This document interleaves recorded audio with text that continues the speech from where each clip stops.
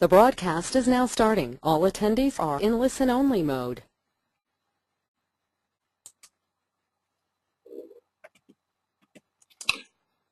Hello, everyone, and, well, good morning here, at least in Finland. It's daylight for a change, and some of you are in the wee hours of the morning, and others at night.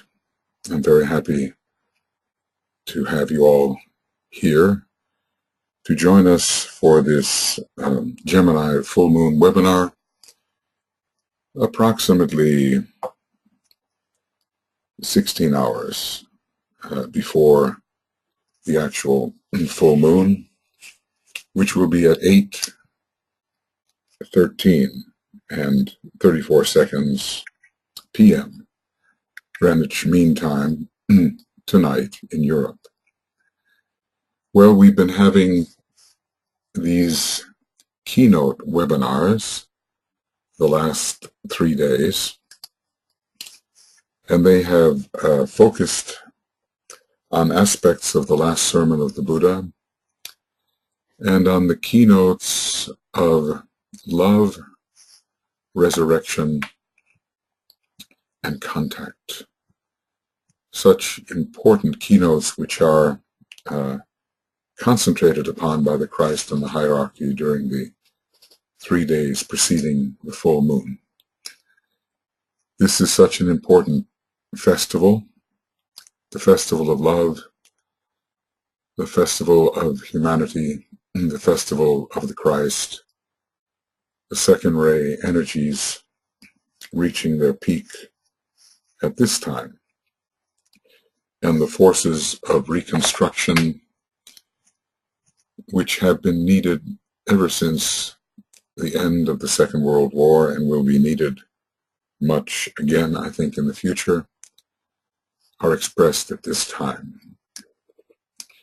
When a world savior, the Son of God, reaches a type of spiritual climax, I believe, an aspect of the seventh initiation, it takes place at the time of the Gemini full moon,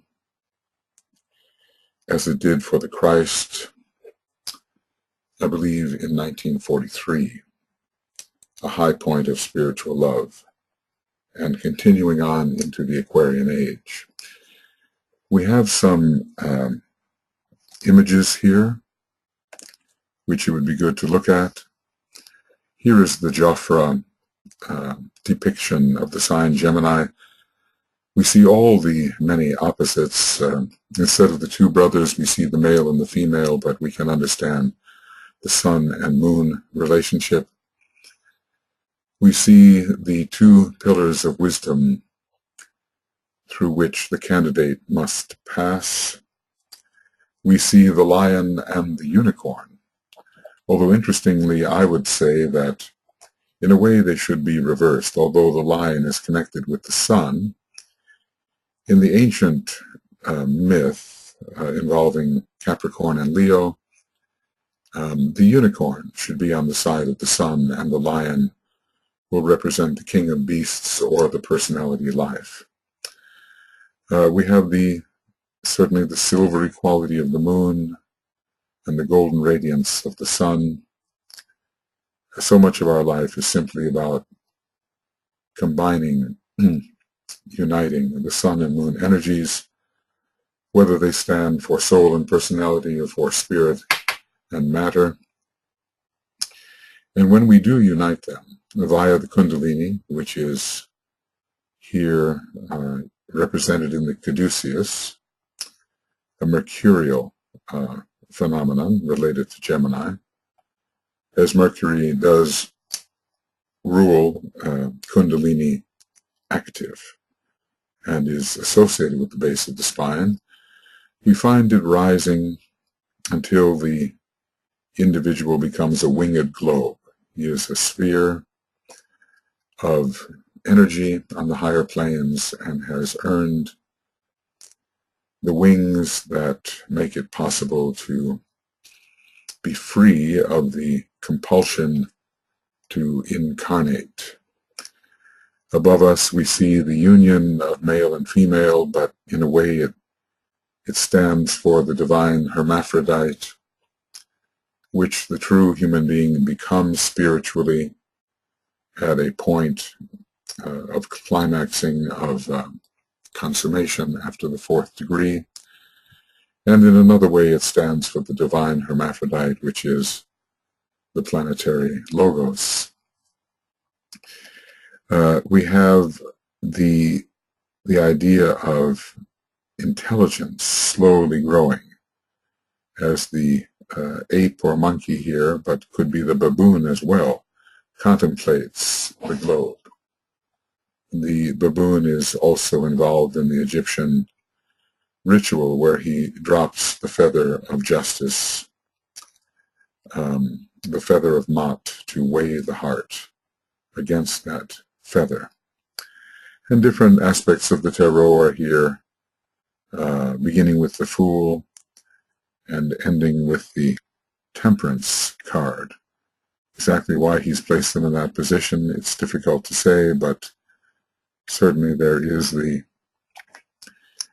freedom of the spirit, which the Fool can also represent, and the final balance when we fuse soul and personality. So we are uniting the pairs of opposites, and under Gemini we certainly do this. Every sign of the zodiac has its opposite and is occultly united by the energy of the sign Gemini, except for Gemini itself, which is opposed by Sagittarius, which is occultly united by the sign Pisces. We will look at some other visuals here.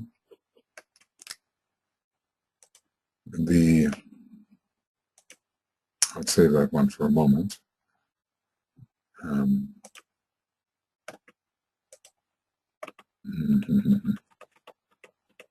Maybe that one will come through. All right, I'll do it in a different way. The banner for Gemini shows us the three rulers. Mercury in the color yellow, which is the orthodox or exoteric ruler. And it unites the opposites, whether in the three worlds or upon the cosmic physical plane. Always it brings about their interplay and the exchange of substances. So there is a fusion between them. At first they are in conflict, as Mercury is partially a fourth-ray planet, but eventually harmony between the opposites is achieved. We see as well here the glyph of Venus. It is in the color indigo, which is the esoteric color of the fifth ray. We could visualize it in orange or in the color rose. Venus bringing together heart and mind, a planet of deep love, wisdom at its depth. And finally the Earth, rather in the colors blue and green, which is the field of experience upon which the Lord of the constellation, Gemini, has mercifully decided to act, to bring in the tide of angels, to raise the elemental or animal nature up into the angelic heights. The image given by Francis Donald shows us with the pairs of opposites a very interesting image. We have here represented Castor and Pollux. I will use the text that he has used, let him speak in his own words here. And he says that we're dealing with Castor and Pollux, the solar angel, considered to be the star Pollux, which is a great star, a giant star. The solar angel scatters not his force, but in meditation deep communicates with his reflection. This is the very first rule of white magic. And the shadow is Castor, and that represents the human being. When the shadow hath responded in meditation deep, the work proceedeth. The lower light is thrown upward, the greater light illuminates the three, and the work of all four proceedeth. And this is, again, the Gemini image, showing this part representing Castor, actually a system of 3 sets of double stars. It's the 6 surrounding the 1. Pollux is the 1. So in the distance we can see the position we take in consciousness when, as an individual or as a group or as humanity, we are the soul. And so in this case, Castor is the other self. I recognize my other self, and in the waning of that self, I grow and glow. And you'll notice in this image that coming from the center of the soul, which is the higher self, which does the recognizing, are a series of eyes. And it becomes clearer and clearer. And they, as if become more and more alert. They awaken until full recognition is accorded in this image here.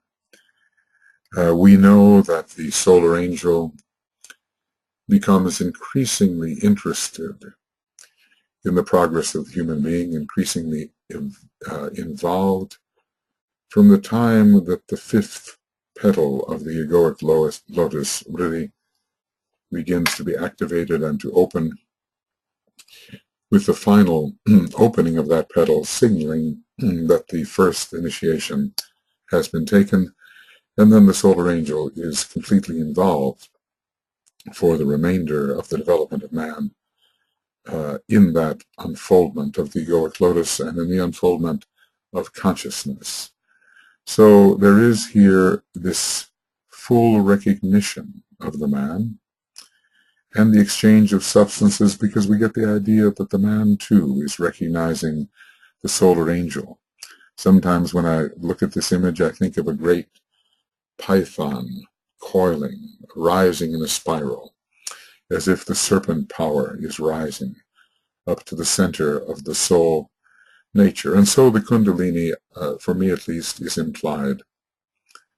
And Gemini has so much to do with that, because the Mercurian-Plutonian Kundalini does unite the great pairs of opposites until finally the head center of purpose and the base of the spine center of will are united at the 5th initiation completely. So this beautiful and yet simple image is one that accompanies us in our journey here as we meditate. Now today I will also be going over in the meditation certain portions of the last sermon of the Buddha. I have already selected certain sections about the overcoming of the grief caused by bodily cravings, by sensations, and by ideas and feelings and thoughts. But we will get more into the message of self-reliance, which is one of the major themes of the last sermon, spoken by the Christ on every Gemini full moon day. And today as well, I think many of us will be wanting to use the great invocation as frequently as we can. I'm not quite sure if this is World Invocation Day. I think it should be, because the full moon is positioned in a way that it allows for all to participate on this particular day. So let us keep the great invocation as our most effective instrument for bringing about the reappearance of the Christ. Let's keep this very alive today. Now, I will be working here with the usual meditation, but I think I will do a little bit of improvisation as I did last night, not necessarily sticking rigidly to the order. That may, I think, under the circumstances, work the best. And so some 30 of us at the moment have gathered, and you should be able to see who they are if you wish. And we will now begin our meditation.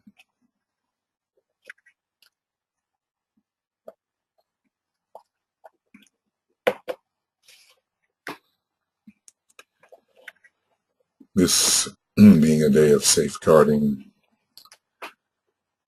when the actual impression from Gemini at the time of the full moon is made, is brought into full effectiveness. And so we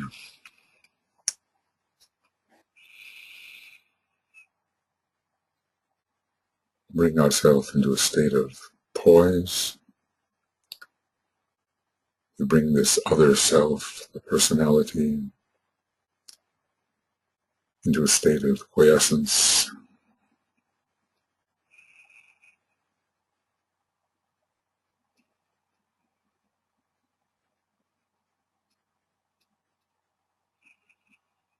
We withdraw from the world of sensation inwardly. We have the body, but we are not that body. We have our sentient states and feelings, but we are not those sentient states and feelings.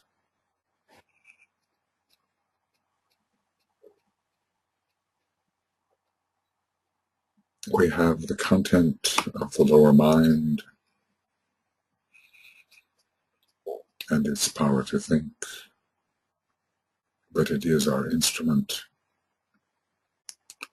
and we are disidentified from it as we find ourselves as the soul in incarnation, really a projection of the monad into the lower worlds. We are a point of being, a point of consciousness. We are the observer.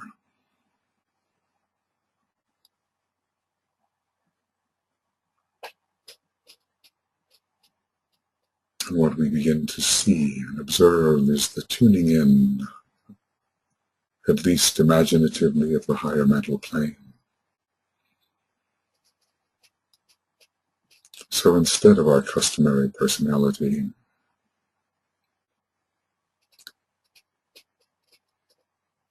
we begin to sense the soul light, the soul love, soul power and will found on the higher mental plane.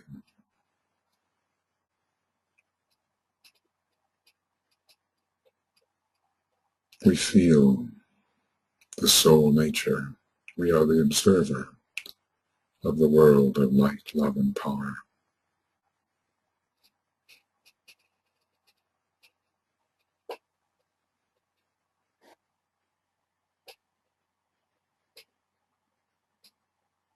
And in this world, we begin to merge with each other. In fact, we recognize that we are unified with each other. We are points of being consciousness within a unified soul field.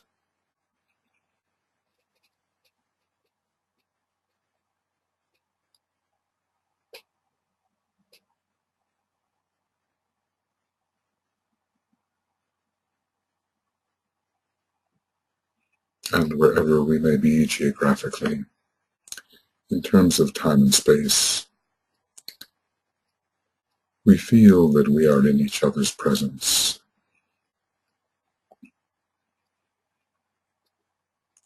that we are united in consciousness,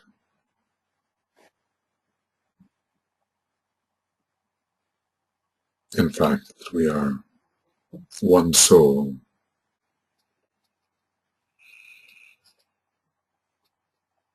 within the soul of the new group of world servers, soul to soul in the one soul,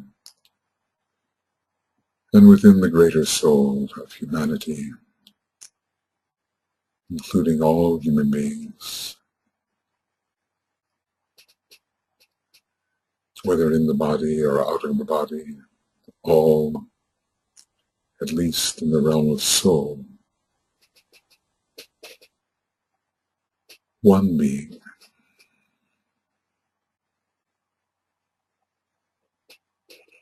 The one soul of humanity which we celebrate at this time,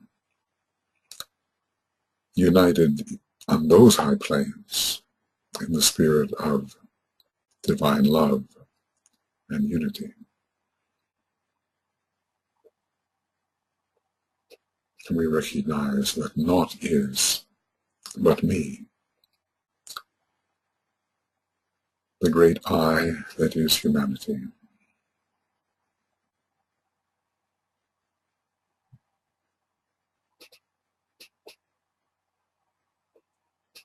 Regardless of the conflict below, the unity exists on the higher planes.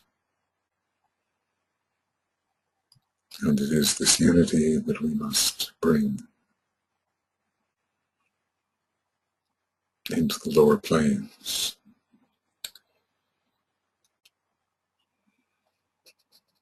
We begin by feeling it within ourselves, within our groups, and expanding that sense of unity until it includes, under the second ray, the entire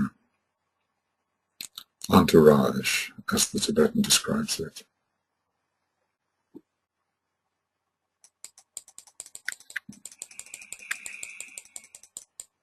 We focus at a point of mental tension fed by the soul light.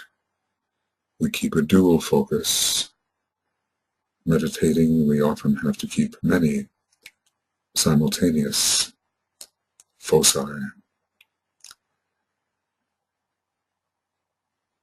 And this is our point of mental tension,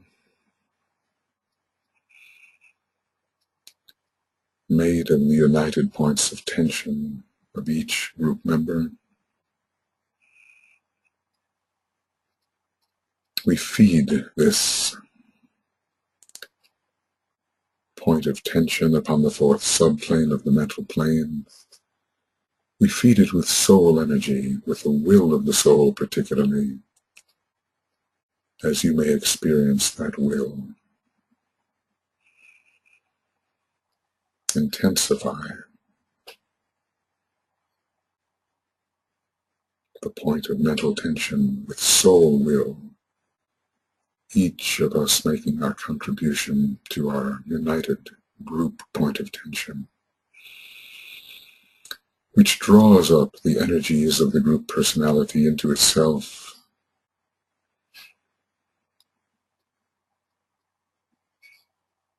and gives us our point of departure for projection of the Antakarana. We visualize the union of the personality and triadal worlds via the group Antakarana, with all the many strands of the individual Antakaranas, each one of two colors, the color of our soul ray and of our personality ray. Red for the first ray, indigo for the second, green for the third, yellow for the fourth, orange for the fifth, rose color or light blue for the sixth, violet for the 7th.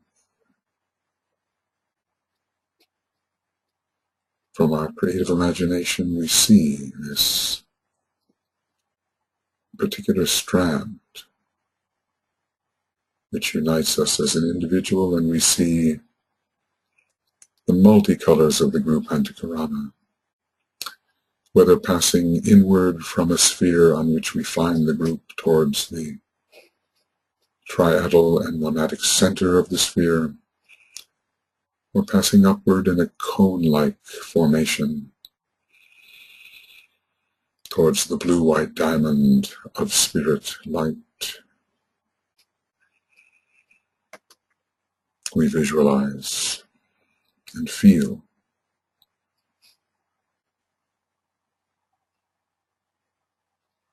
the Antakarana extending into the impersonal worlds of the spiritual triad, where we enter somewhat into the planetary mind, the planetary heart, the planetary will,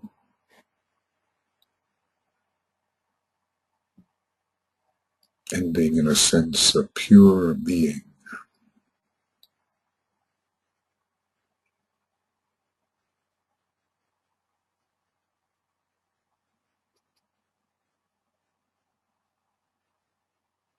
And under Gemini, the point of being and all exteriorizations of that being can be united, unified.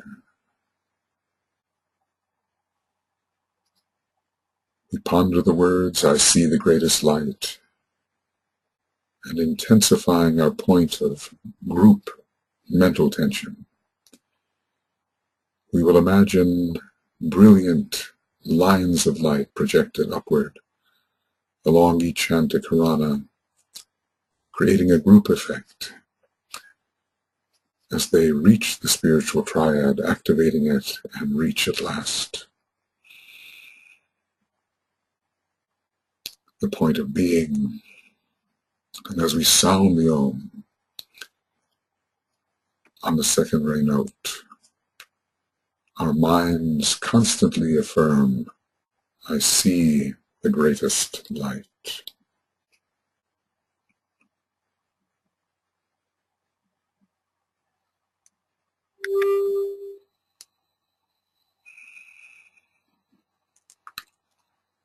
Om.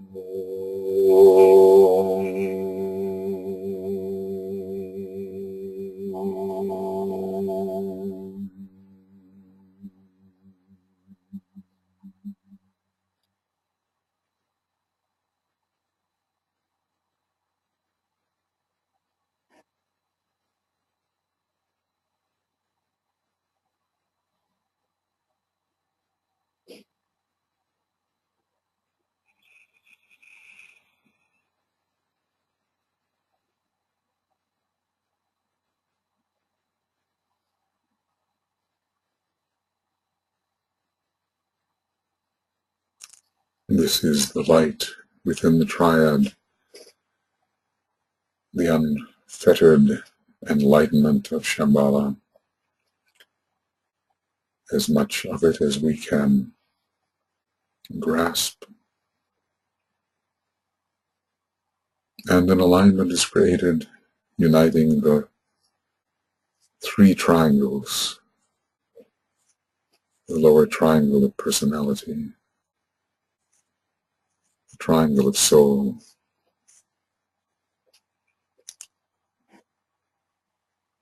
the spiritual triad is the triangle, and even the highest point as a unity is also a triangle, and the 10 become the 12, and the 12 the 10.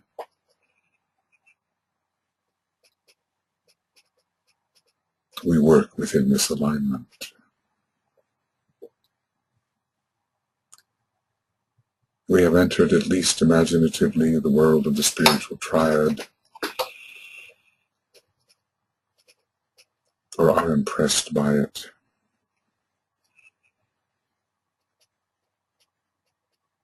by the spiritual mind of abstraction, by the love and harmony of Buddhi, the pure reason of Buddhi, by the spiritual will of Atma, and the sense of all-pervading being, which we all are.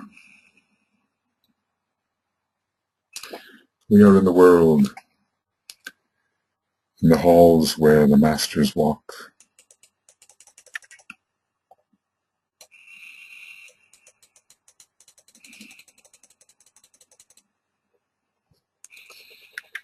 and we want to stand with solidarity with the elder brothers whose great intent is to serve the kingdoms of nature, including humanity and all the planet. We as if sense their presence.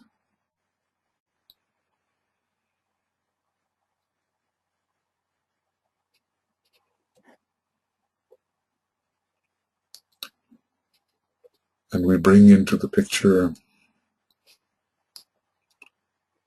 the sense of the inspiring presence of the Lord Buddha, with whom the Christ communicates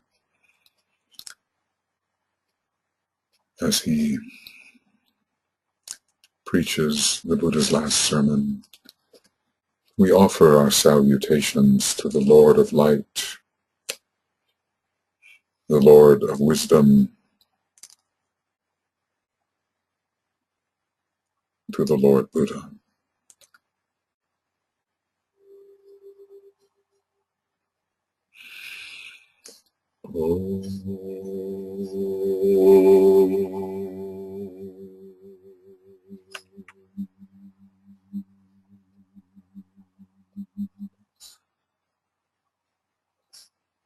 Salutations to the great intermediary, the Lord Buddha, in Shambhala.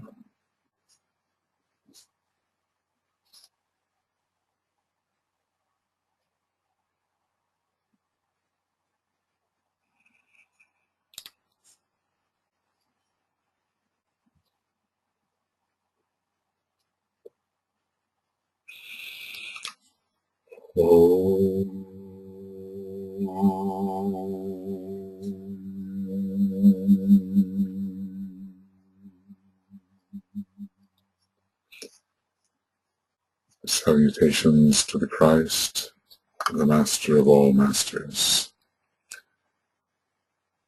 on this occasion of his festival.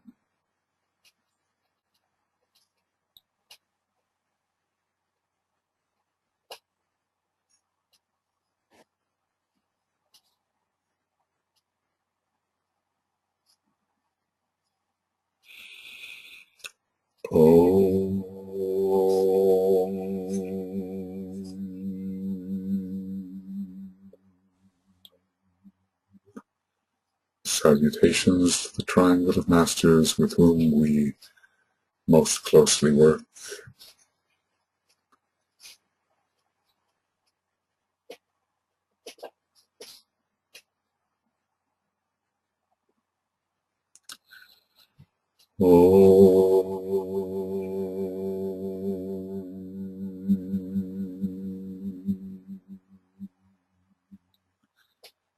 Salutations to the Master Moria, the head of all esoteric schools and organizations.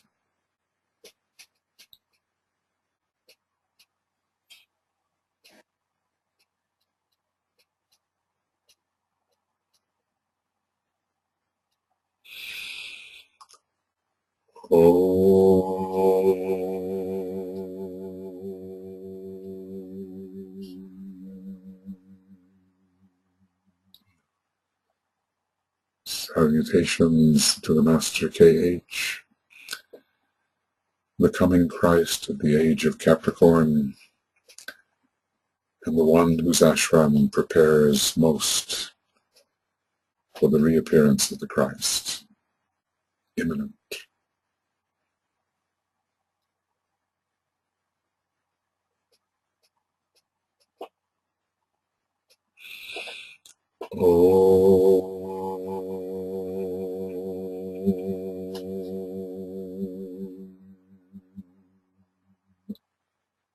Salutations to the Master Djwhal Khul, the one who has given us the teaching of hierarchy in the form of the Blue Books, preparing aspirants for initiation.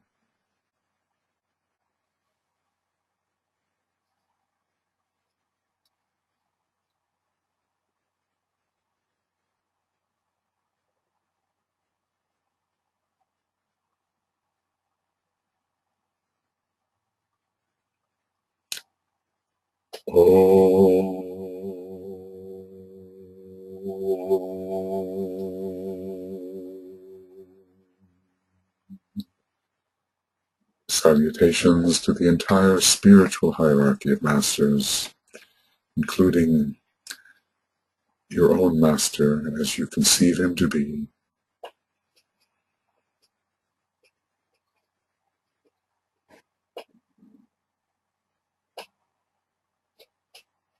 We express our solidarity with the Great White Brotherhood, the Lodge on high, the society of organized and illumined minds. We stand with them and seek to carry out the will of hierarchy in our group life,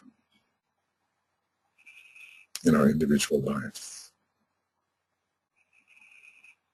And remaining in this high alignment, we take it even further, imaginatively, towards the center where the will of God is known,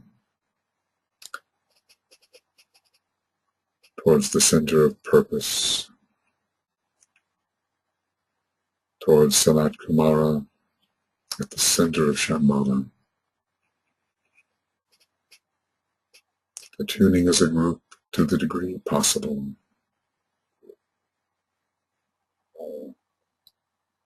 With humility, reverence, receptivity.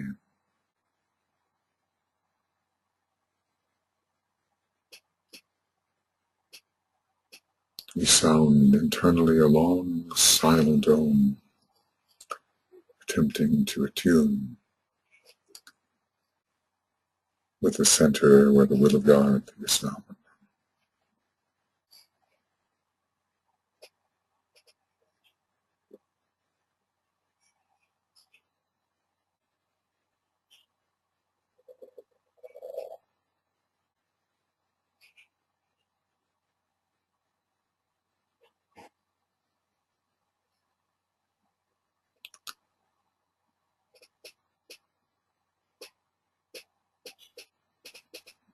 Attunement with this greatest of the points of planetary tension. When we conduct our meditation, the stream of purpose and will and intention, manifesting as the divine plan, conceived by hierarchy, administered by hierarchy, and playing our parts in that.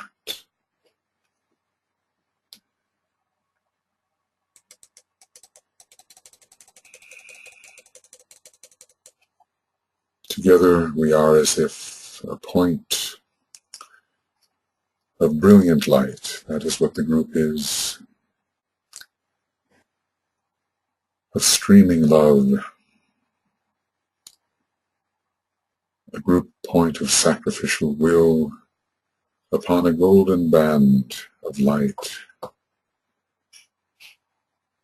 which stretches towards a sun and its indigo center, the indigo sun. We united in being and in consciousness upon the golden strand, the golden pathway. And it shortens and shortens and shortens and shortens, disappearing into the indigo blue disk, the sphere, whereas if we now find ourselves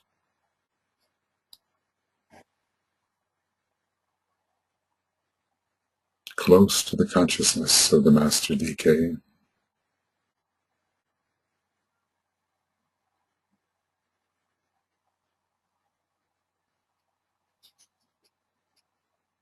infused by his consciousness and carrying it as we contemplate the systemic and cosmic alignments,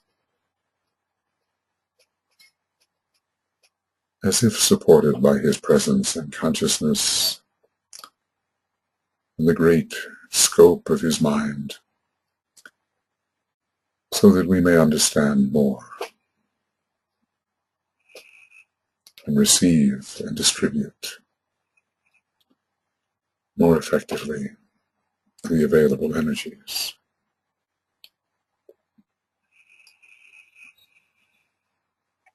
And we will attune at first with the three rulers.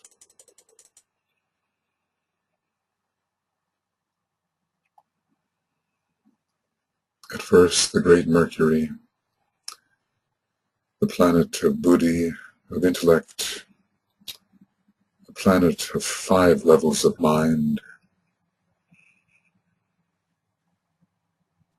the exoteric ruler, helping us relate and correlate all factors within our world of experience until all is brought together in the keen light of intellect into a fusion created by interplay. Mercury, bringing the ethers, the cosmic ethers, into the lower worlds, transmitting that which is above to below and below to above.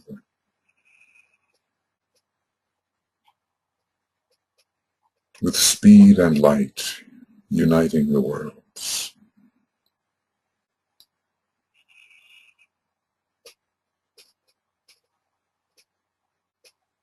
We bring this energy into the group field. We imagine the yellow glyph of Mercury as if within our group field,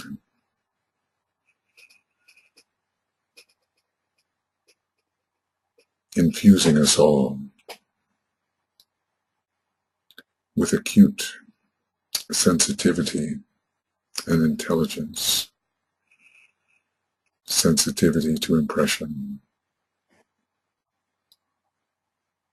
intelligence applied at many levels.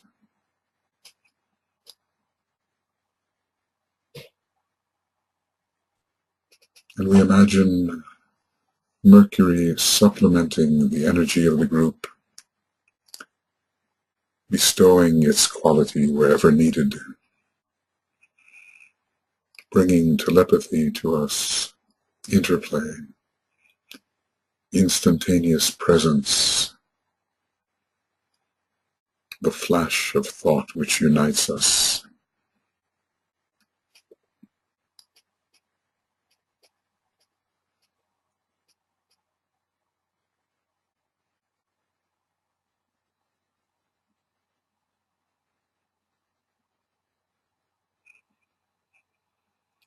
We will sound the Om on the Mercurian note, E, seeing the group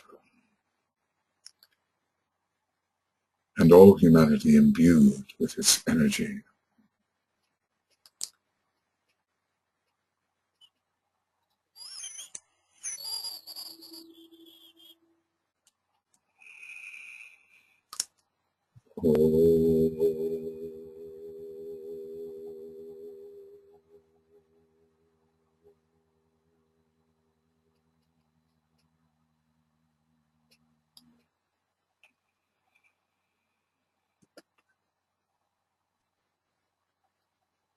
We turn our attention to Venus, the esoteric ruler.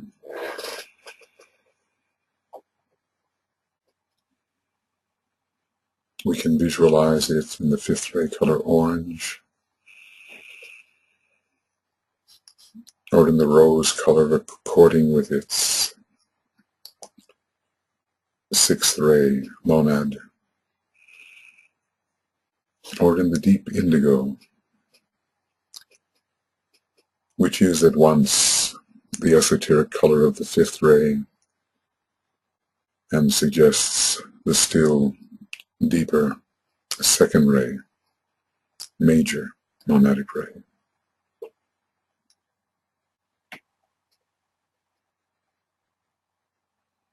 Venus magnetically drawing the pairs of opposites together, especially our heart and our mind, knowledge and love wisdom,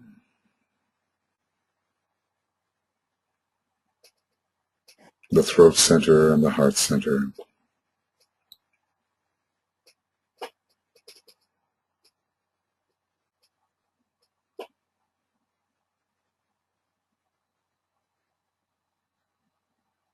So important in sustaining the magnetic relationships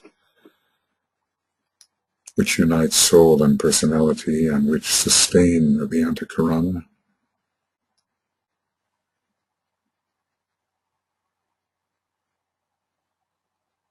Venus from which the angels came, uniting with the animal man to produce the human being, over the culture of which, the spiritual culture of which Venus presides, as it inspires the solar angel associated with us.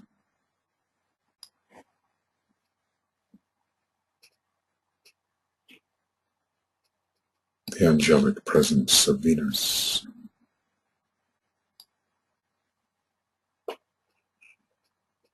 In the group midst, and we absorbing its energy, imbued by its energy. The glyph of Venus in our midst, we will sound the Om of absorption on the note A, the note La, which can be associated with Venus, in its own sense an indigo note, just as Venus is deeply indigo.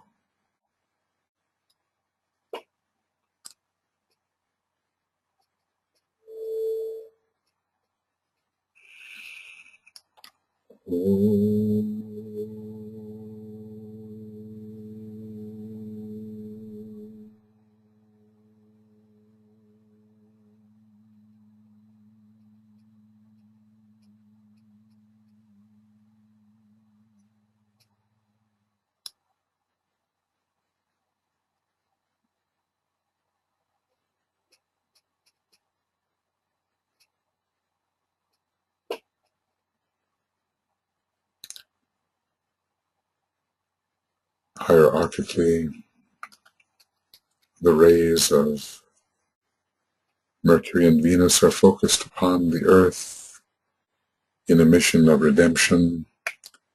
A triangle is formed here. Mercury, the mind, Venus, the astral nature, and Earth, the etheric, physical nature, at least in this relationship. The Earth, the point of redemption for the energies of the moon chain and of the previous solar system, needing the supervision, the angelic supervision of Venus to help bring this redemption to fruition. The blue-green Earth, with its third-ray personality and second-ray soul,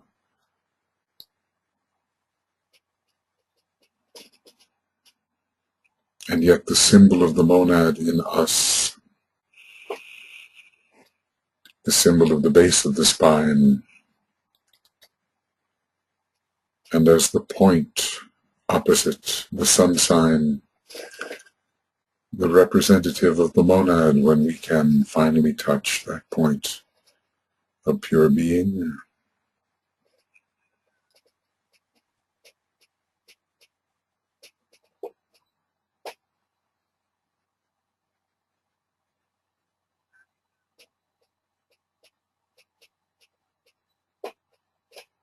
We have in mind the angelic redemption of the earth and the practical work needed in the sphere of Dharma, the earth, to bring this to fruition. We have in mind the sphere of earth service in which the present hierarchy labors. And so we will use a second ray note correlating with the soul ray of the earth scheme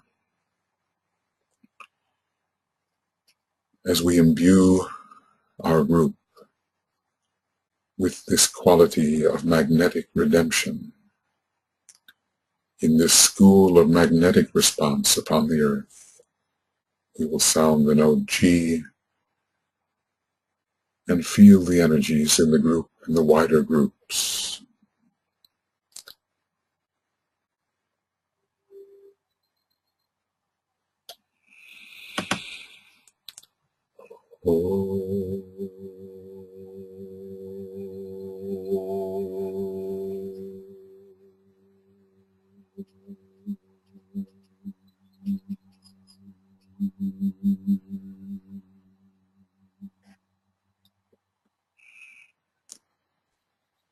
The earth, the sphere of service.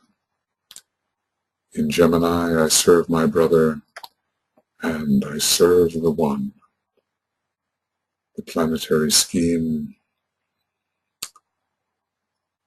the planetary logos in whom we live and move and have our being.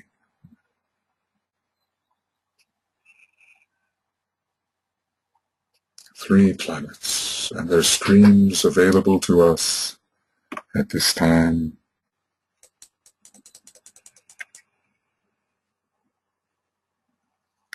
In our solar system, in which we represent a maturing base of the spine center,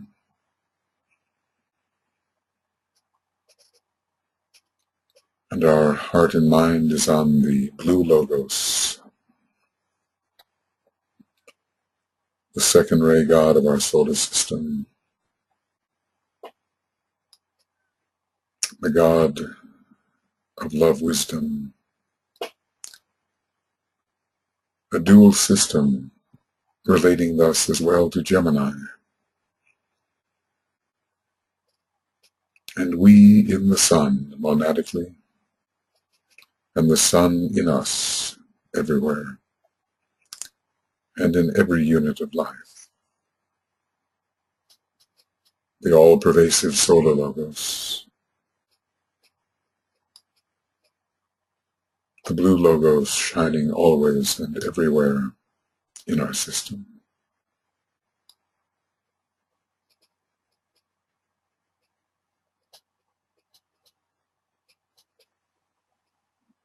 One day we will be what they call sons of the sun. It is an initiate degree. It represents at least the third degree. Entering the first of the solar initiations, which is the third, as a son of the sun.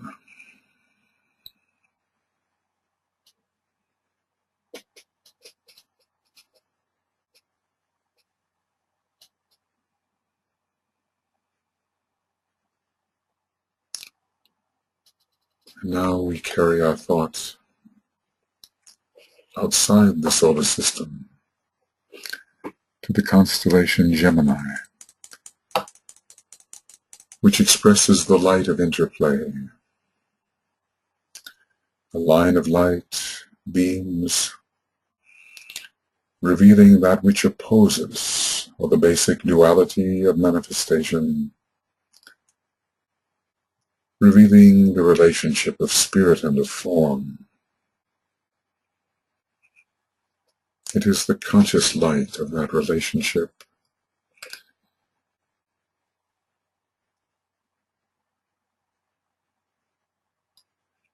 this is one of the constellations which is most influential in helping us establish upon our planet the shambolic theme of right relations, the shambolic will for humanity, of right human relations. We are in the presence, imaginatively at least, of a great second-ray energy, fusing the pairs of opposites in us, in the environment,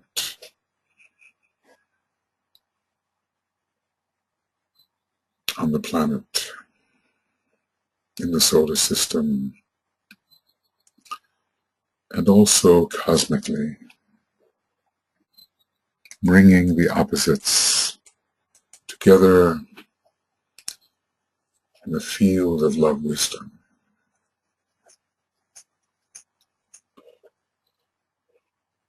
We feel this unitive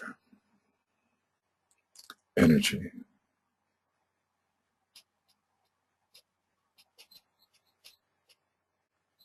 bringing relations between every unit of life on our planet and in the solar system. A right interplay, a right exchange of energy.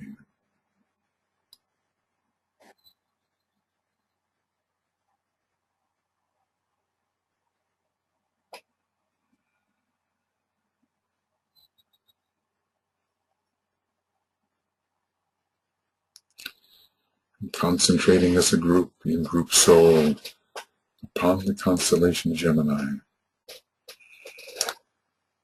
we ponder on its keynote, its mantra. I recognize my other self, and in the waning of that self, I grow and glow. I recognize my other self, and in the waning of that self, I grow and glow. Taking deeply into our group consciousness the occult significance and the immediate significance to us of this mantra, these great words. I recognize my other self, and in the waning of that self, I grow and glow.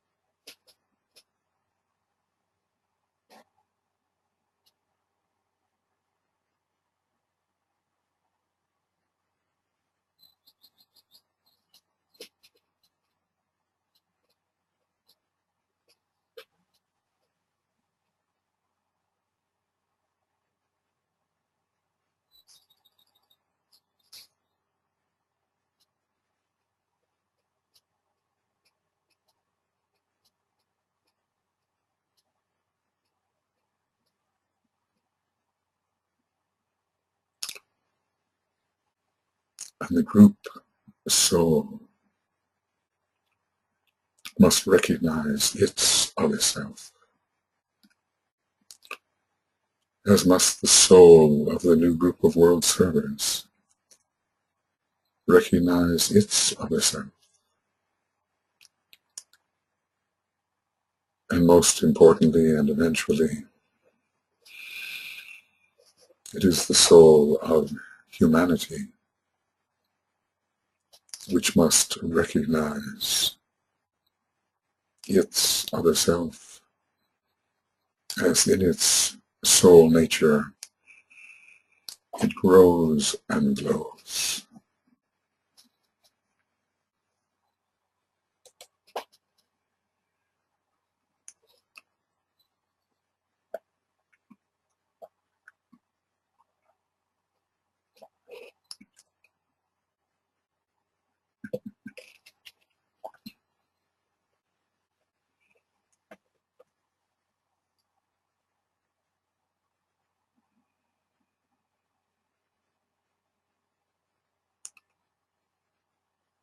One wonders whether the relationship between Sirius and our solar system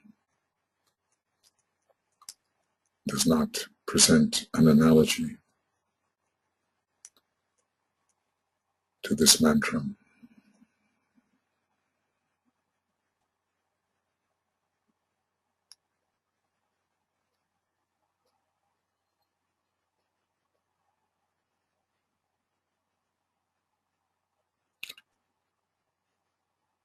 Let us find ourselves as the growing, glowing soul, the true consciousness, the true being, and no longer identify as the instrument, but rather use it wisely in a detached manner in service.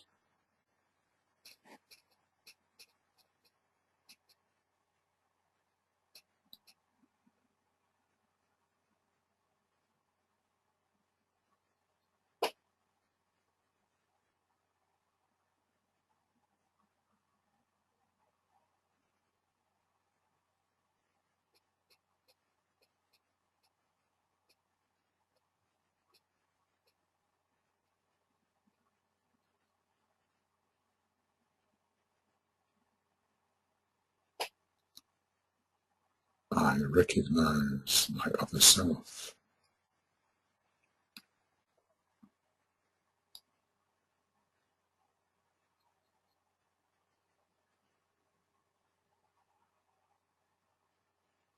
And in the waning of that self, I grow and glow.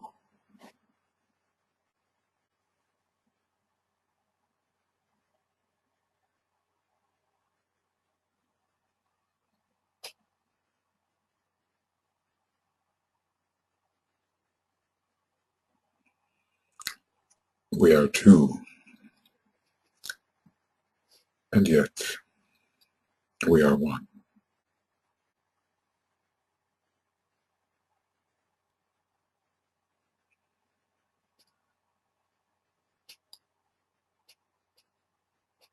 And under this energy, with skill, we can bring forward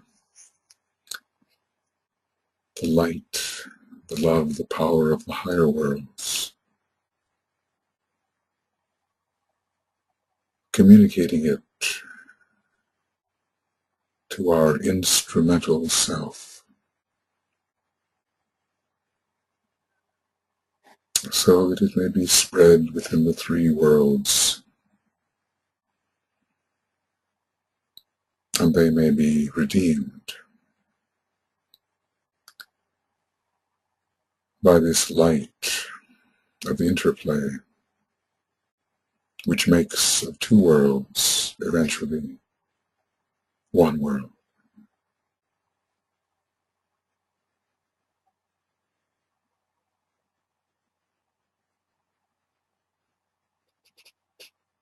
And this we do with a full heart, a heart of love,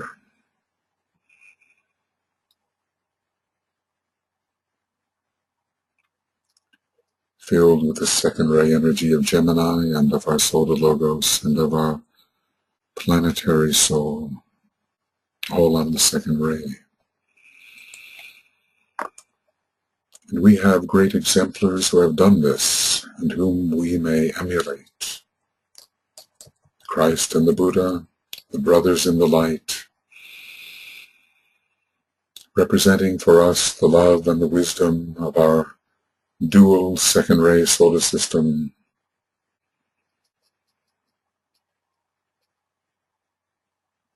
uniting the hemispheres, the opposites on our planet.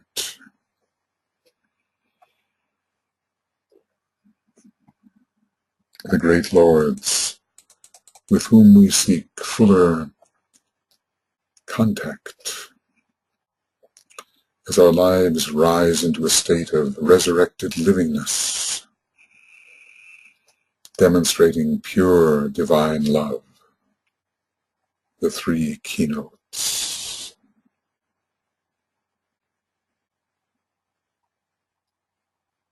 How amazing then that the Christ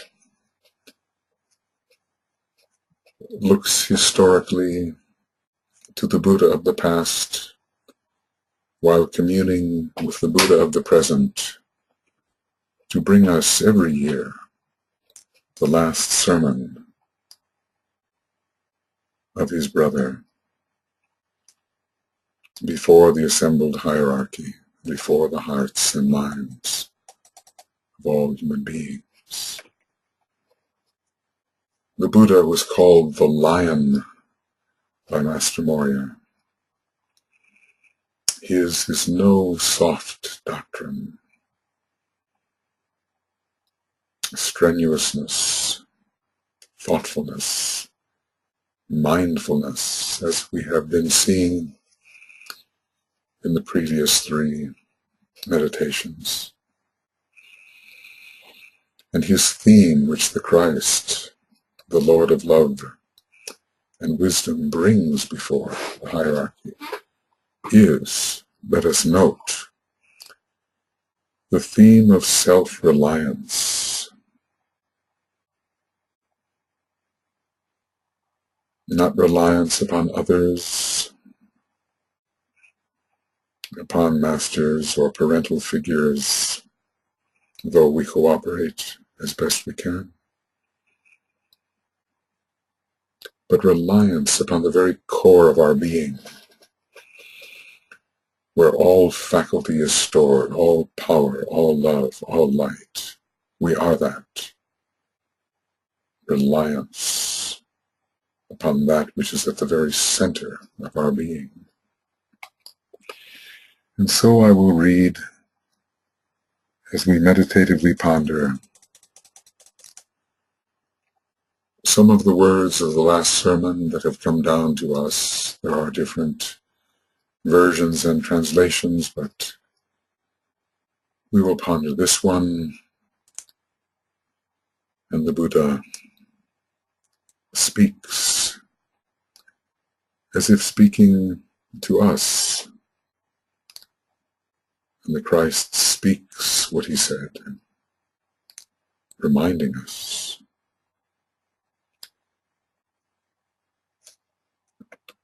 Those who, either now or after I am dead,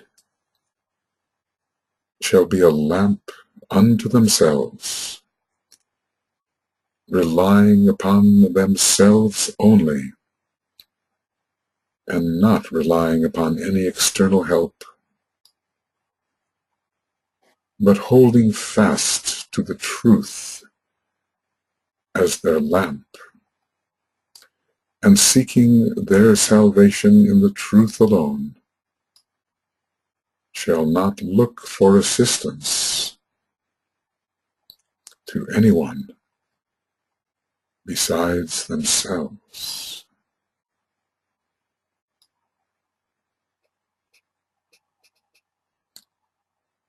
Those who, either now or after I am dead, shall be a lamp unto themselves,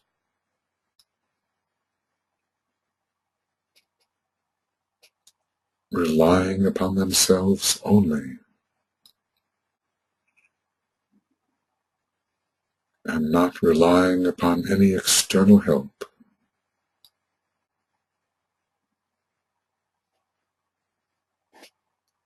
but holding fast to the truth as their lamp, and seeking their salvation in the truth alone.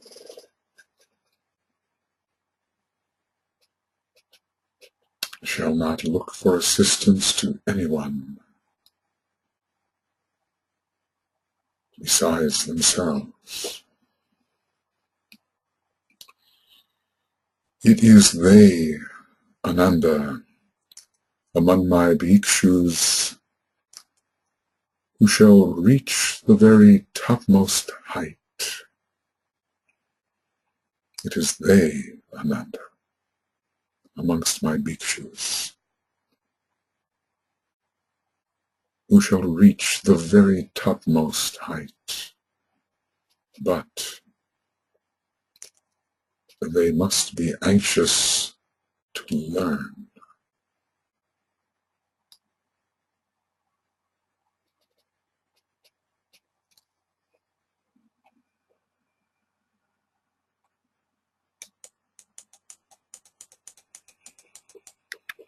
But they must be anxious to learn.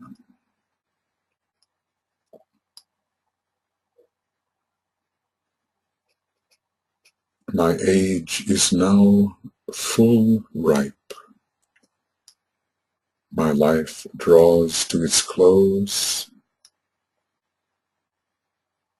I leave you. I depart, relying on myself alone.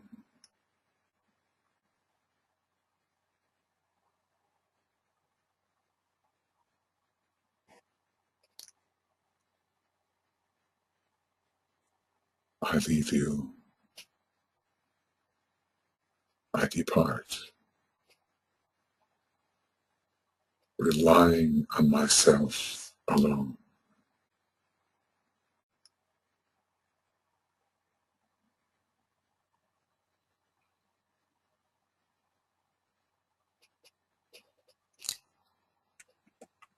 Be earnest then, O brethren, holy, full of thought. Be steadfast in resolve.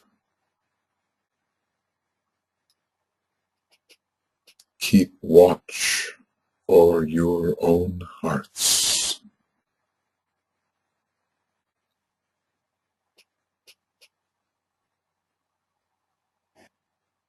Be earnest then, O brethren, holy, full of thought. Be steadfast in resolve.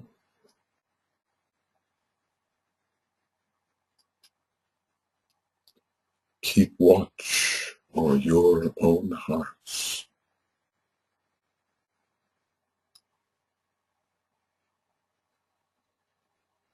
Who wearies not, but holds fast to his truth and law,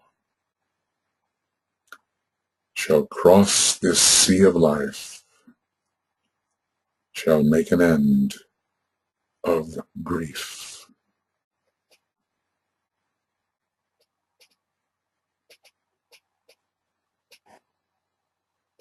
Who wearies not, but holds fast to his truth and law, shall cross this sea of life,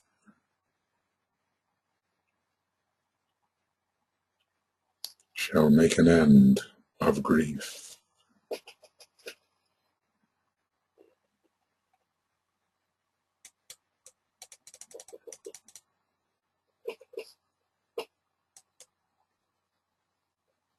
When the light of gnosis has dispelled the darkness of ignorance, when all existences have been seen as without substance, peace ensues. When life draws to an end, which seems to cure a long sickness at last.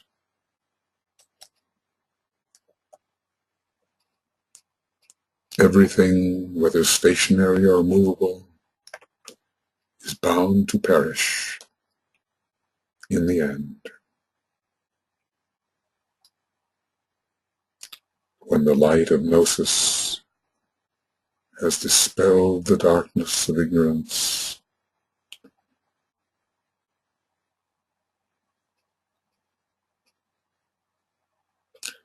when all existence has been seen as without substance,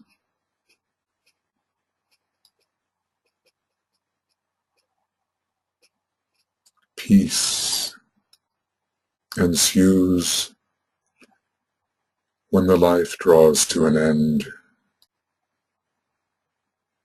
which seems to cure a long sickness at last.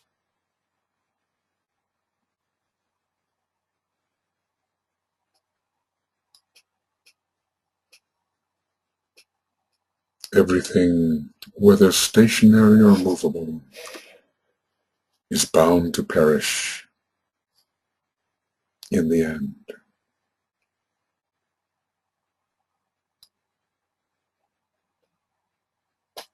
Be ye therefore mindful and vigilant.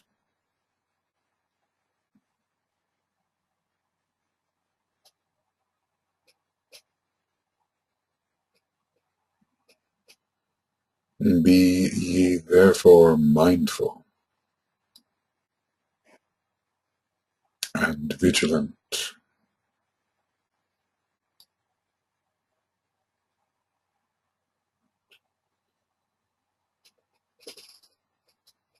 The time for my entry into nirvana has now arrived.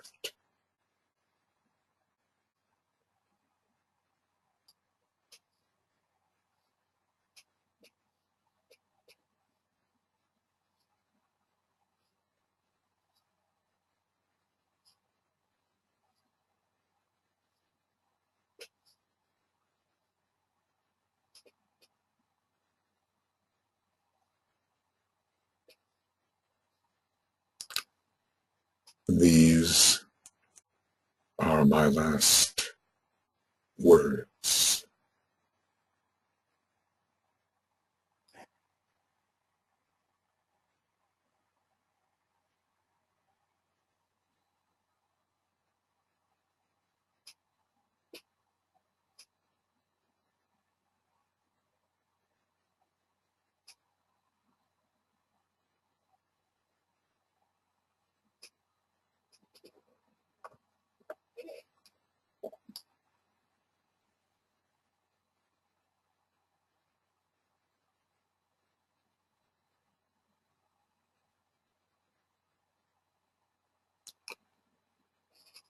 This, perhaps in the Pali language, in whatever language he uses, the Christ preaches every year. And as our hours towards the full moon grow, let us perhaps review this sermon, see how it applies to us, to our groups, to humanity. Take it to heart. At this festival of the heart, this festival of love of the Christ every year, it is repeated. Therefore, it must be taken to heart.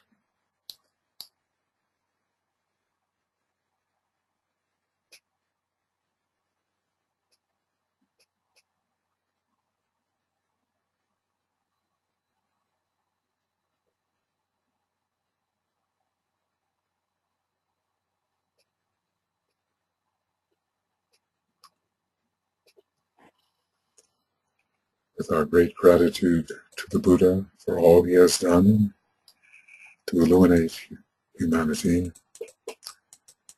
we move into the third part of our meditation, focusing on the Christ. And on this occasion, this actual day of the full moon, we will imagine not that we hear the Christ sound the invocation alone, as we have during the past 3 sessions, but that we hear with heartfelt attentiveness the Christ and the assembled hierarchy sounding the entire great invocation together. We listen and we hear.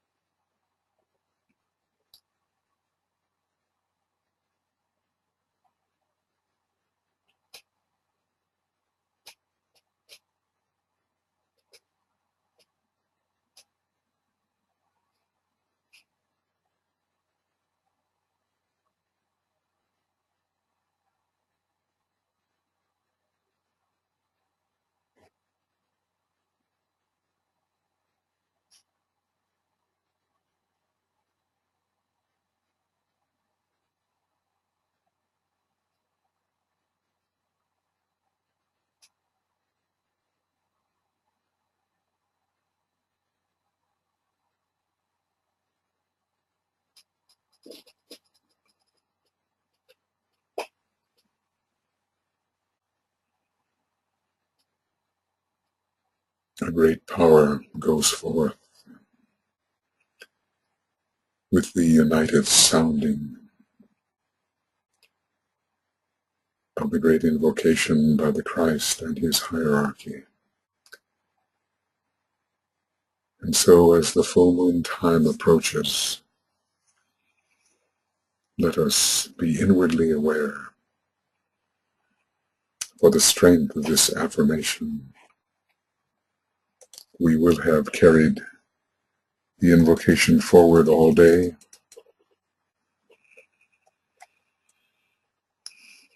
and there is the Christ in our imagination,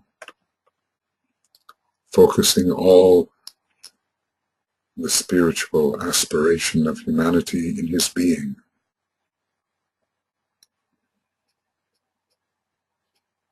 He is the leader of his people.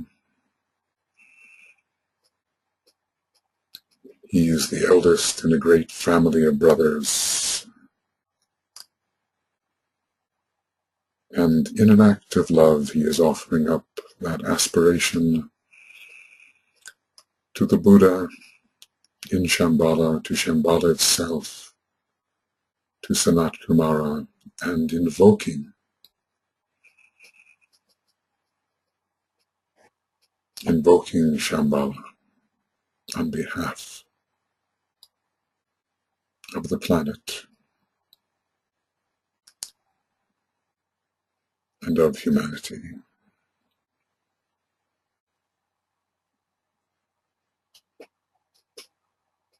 The Christ invoking,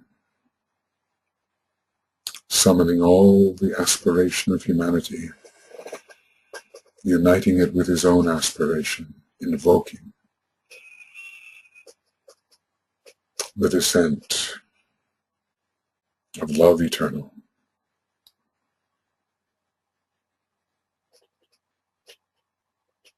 from Shambhala,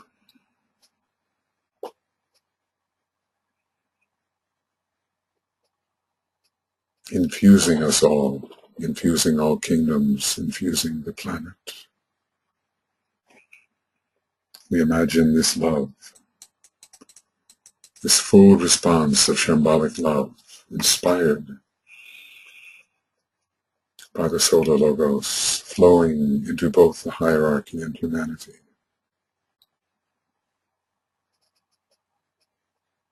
Creating a great planetary triangle, Shambhala, hierarchy, humanity, through which the Solar Logoic love can flow.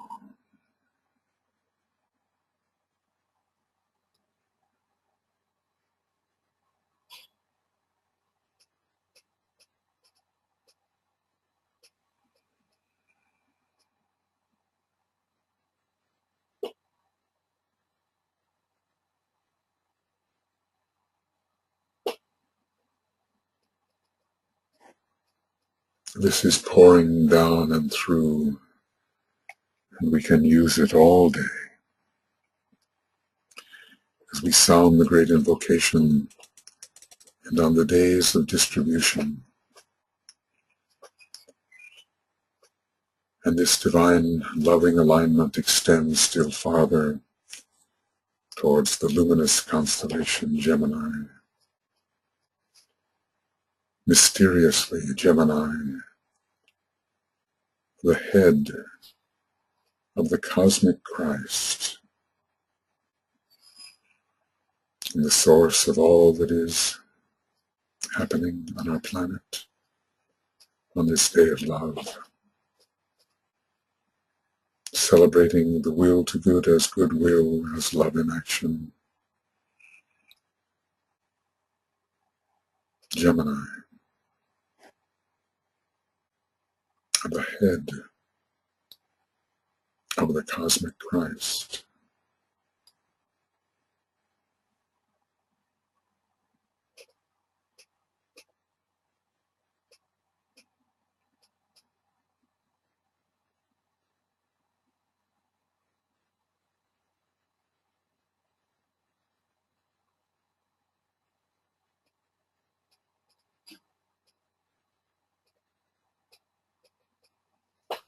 A great alignment is occurring. This we deeply appreciate. The loving energies of the constellation Gemini, carrying the one about whom naught may be said, his love nature. We can see the pillars of Gemini in yellow before our inner eye. Humanity about to enter those pillars. We are imbued with the energies uniting the opposites, uniting spirit and matter in the bonds of divine love,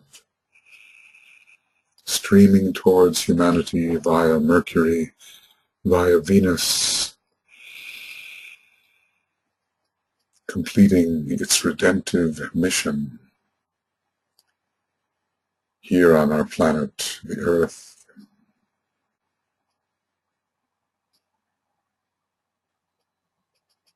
All humanity infused by this saving energy,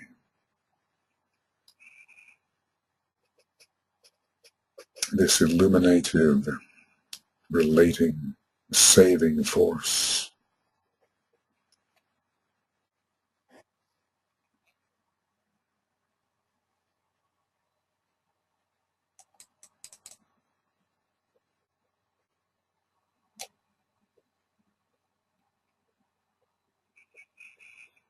And we carry this alignment with us all day, even through the night if we're passing through the night, sensing its reality, being imbued by it.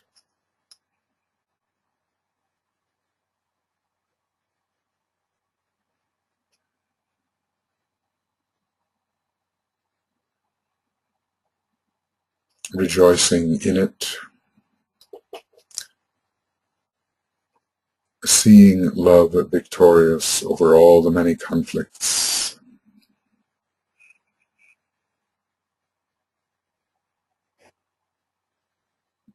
anticipating that the divine message of the messenger Gemini will reach humanity and banish the illusion in which we now live. So we close this meditation as if in union with the Christ and the hierarchy, and all the disciples in the world sounding together the great invocation, seeing the power of this invocation draw humanity upward and inward towards the hierarchy of light, love, and power.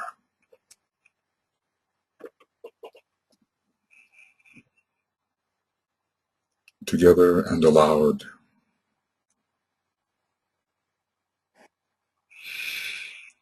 from the point of light within the mind of God, let light stream forth into the minds of men. Let light descend on earth.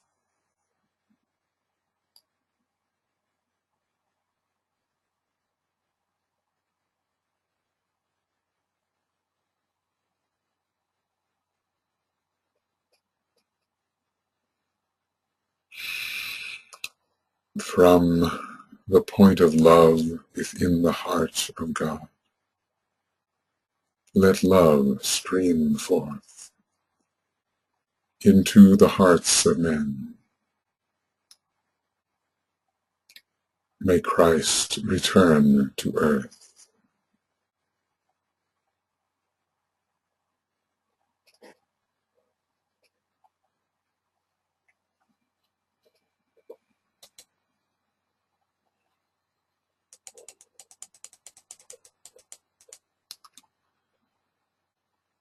From the center where the will of God is known, let purpose guide the little wills of men, the purpose which the masters know and serve.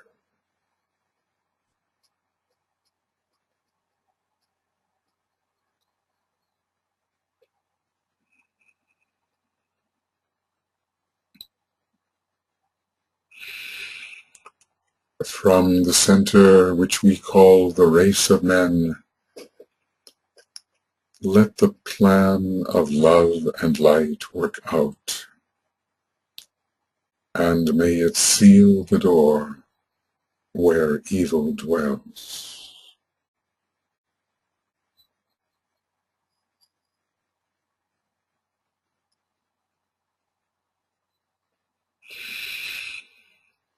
Let light and love and power restore the plan on earth.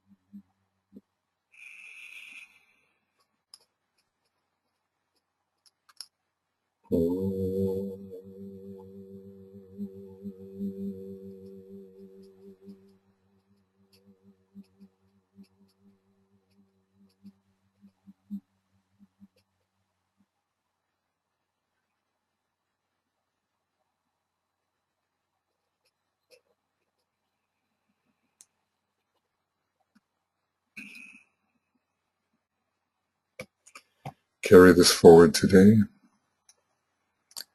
We have about 14 and a half hours before the actual moment of the full moon.